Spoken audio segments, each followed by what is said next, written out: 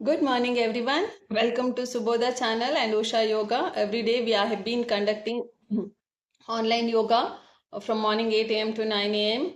Indian time. I am an internationally certified yoga instructor. I am Ayush certified yoga instructor. I am a Hatha yoga practitioner. On the occasion of International Yoga Day, I want to give you very important information regarding yoga and difference between yoga and exercise. Why one should do yoga?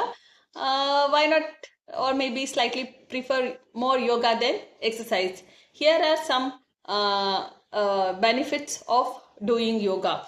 Yoga keeps your body and mind very light, very healthy, energetic. It gives your body firmness, it strengthens your body, it brings you immunity. Whereas exercise only focuses on building your body. It focuses on how to make your body look beautiful, how to build your body. It also brings immunity, but there is no training of mind. We should control our mind.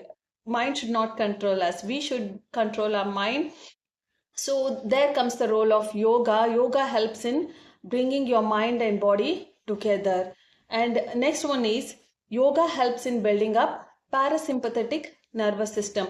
If there is any situation wherein you will not react quickly or you will not feel stressed because of yoga, it activates your parasympathetic nervous system. Messages are sent to the brain very slowly so that you think and then act. It keeps your mind calm, and it helps in reducing stress levels. Whereas while by doing exercise, your sympathetic nervous systems are activated. In any kind of situation, you start to react very quickly, wherein your heartbeat increases, your mouth dries out, there will be no secretion of saliva, and there is a lot of stress and anxiety build up. Whereas when you practice yoga, your mind is calm, there is no stress level, you think and act upon, and there is no increase in the heartbeat or heart rate. So this is how it is really beneficial. It makes our muscles build soft and